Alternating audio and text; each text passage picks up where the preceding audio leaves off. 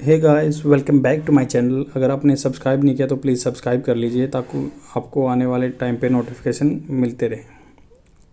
तो स्टार्ट करते हैं आज के द हिंदू न्यूज़पेपर के आर्टिकल के बारे में। ये आर्टिकल है वन नेशन वन इलेक्शन के बारे में।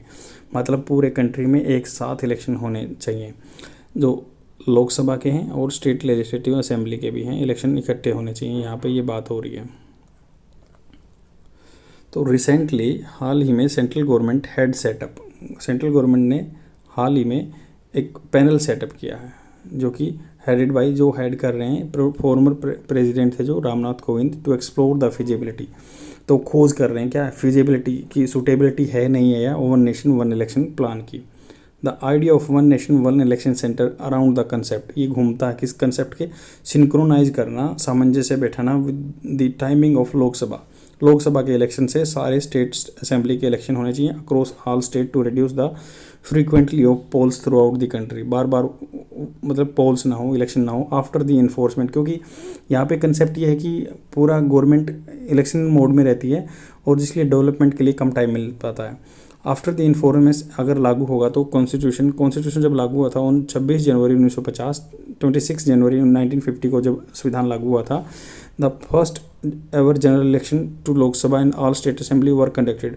तो पहले इलेक्शन हुए थे जब 26 जनवरी 1950 को, सब स्टेट असेंबली के और सेंटर के भी, इन 1951-52 में। The cycle was first broken इन 1959। ये साइकिल जो था 1959 में टूट गया। क्यों टूट गया? क्योंकि वहाँ पे लोकसभा केरला में आर्टिकल 356 लग गया, कॉन्स्टिट्यूशन मशीनरी ब्रेक डाउन हो गई, इसलिए वहाँ से फेलियर ऑफ कॉन्स्टिट्यूशन मशीनरी हो गया आर्टिकल 356 के अंडर केरला में।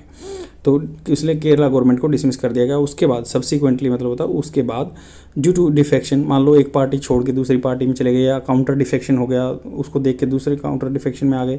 Between parties several legislative assembly थी, डिसॉल्व हो गई 1960 में। कोई मेंबर पार्टी छोड़ के चला गया तो ऑटोमेटिकली डिसॉल्व हो गई।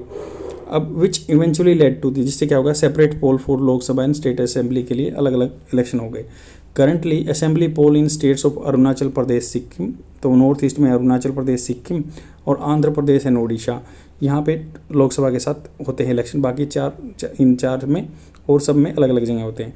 इन 2018 लॉ कमीशन ऑफ इंडिया, 2018 में लॉ कमीशन ऑफ इंडिया ने रिलीज़ किया था एक ड्राफ्ट रिपोर्ट। मतलब जो ड्राफ्ट, जैसे आप मैसेज बनाते हैं उससे पहले ड्राफ्ट होता है ना, वैसे ही ड्राफ्ट रिपोर्ट थी ऑन साइमल्टेनियस इलेक्शन वेयर इन, जहाँ पे वेयर इन क्या होता है, जहाँ पे किसी चीज़ के बारे में डिस्कस कर रहे हैं तो आप वहाँ पे वेयर इन यूज़ कर सकते हैं, जहाँ पे the constitution and legal question related to issue of were analyse. तो लीगल क्वेश्चन जो कानून के क्या क्वेश्चन बन रहे हैं related to the issue were analyse. Notably ध्यान देने की बात यह है कि the commission submit that simultaneous election are not feasible, वो फिजिबल नहीं है within the existing framework, जो कि अभी कॉन्स्टिट्यूशन का फ्रेमवर्क चल रहा है उसके अंदर फिजिबल नहीं है। इट इज़ सेड दैट, ये कहा गया, constitution the representation of people act 1951, जो RPA 1951 का, जिसके अकॉर्डिंग हमारे जो इलेक्शन कंडक्ट होते हैं, and the rules of procedure of Lok Sabha या स्टेट लेजिस्लेटिव असेंबली के जो प्रोसीजर हैं वुड रिक्वायर, इनको रिक्वायर होगी। देखो विल और वुड में फ़र्क होता है। विल होता है कन्फर्मिटी के लिए, वुड होता है डाउट में रहते हैं। तो ये वुड रिक्वायर, इसको जरूरत होगी, ये बोल रहे हैं। अप्रोप्रिएट अमेंडमेंट, जो उचित अमेंडमेंट है, अप्रोप्रिएट अमेंडमेंट चाहिए सब संविधान में, टू कंडक्ट द साइमल्टेनियस पोल, इकट्ठे इलेक्शन के लिए। The commission also recommended that it receive ratification from the at least 50% of the state. तो इसको रिसीव करना होगा रेटिफिकेशन 50% स्टेट से भी। However with respect to advantage of the holding simultaneous poll, the commission said that one nation one election will lead to the saving public money. इससे public का खर्चा बचेगा, क्योंकि इलेक्शन पे ज़्यादा खर्चा होता है। Reducing the strain on the administrative setup, और फोर्सेज हैं जो कि उनको मोबिलाइज करना पड़ता है, इलेक्शन कंडक्ट कराने पड़ते हैं, या टीचर को भी काम करना पड़ता है, उन पर एडमिनिस्ट्रेटिव बर्डन कम हो जाएगा। And timely implementation of the government policy भी जल्दी आ जाएंगी, क्योंकि इलेक्शन मोड में नहीं रहेगा। Administrative focus on the development activity rather than electioneering. तो इलेक्शनिंग पे ज़्यादा ध्यान नहीं देंगे, वो डेवलपमेंट पे फोकस करेंगे। द फोरमोस्ट कंसर्न, सबसे जो ऊपर चिंता की बात है, रिगार्ड इट्स फिजिबिलिटी है क्या या नहीं है, ये उचित है या नहीं है। आर्टिकल 83 का जो 2 कहता है क्लोज 172, ये कहता है कि लोकसभा का टेन्योर 5 साल का है और स्टेट लेजिस्लेटिव असेंबली का भी 5 साल का, respectively will last for 5 years, मतलब वो 5 साल तक रहेंगे। अनलेस जब तक कि डिजोल्व ना किए जाए अर्लियर पहले। There can be circumstances as in article 356, circumstances हो सकते हैं जैसे आर्टिकल 356 के अंदर केरला गवर्नमेंट को भंग कर दिया था 1959 में, वेयर इन जहाँ पे assembly can dissolve earlier, assembly को डिजोल्व किया जा सकता है। Therefore one nation one election plan raises serious question, ये सीरियस क्वेश्चन उठाता है कैसे, what would happen if the central and state government collapses mid tenure. ये क्वेश्चन, ये दिक्कत ये भी है कि अगर मान लो बीच में मिड टेन्योर में ख़त्म हो गई स्टेट गवर्नमेंट या जो सेंट्रल गवर्नमेंट है टूट गई, तो with election be held again in every state, क्या दोबारा से हर स्टेट में इलेक्शन होंगे, या will the president rule impose, या जहाँ पे स्टेट मशीनरी गड़बड़ हो गई आर्टिकल 356 लगा क्या वहाँ पे प्रेसिडेंट रूल रखा जाएगा।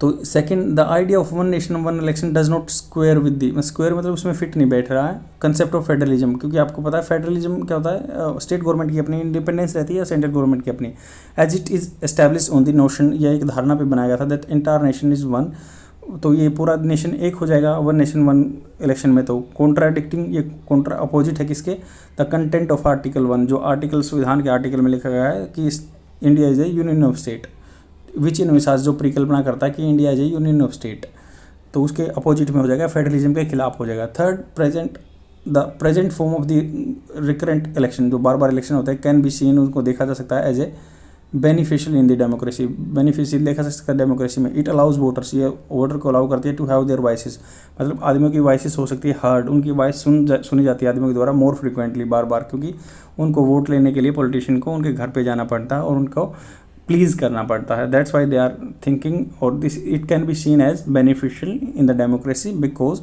With this process their voice can be heard by the politician. तो यहीं पे इस आर्टिकल का ख़त्म होता है। तो इस आर्टिकल में क्या कंटेंट दिया हुआ है, इस कंटेंट में वन नेशन वन इलेक्शन के बारे में बात कर रहे हैं। तो वन नेशन वन इलेक्शन के बारे में बात की जा रही है यहाँ पे, वन नेशन वन इलेक्शन के बारे में, मतलब जो लोकसभा के हैं और नीचे भी इलेक्शन स्टेट असेंबली के, स्टेट लेजिस्लेटिव असेंबली के, सब के इकट्ठे होने चाहिए।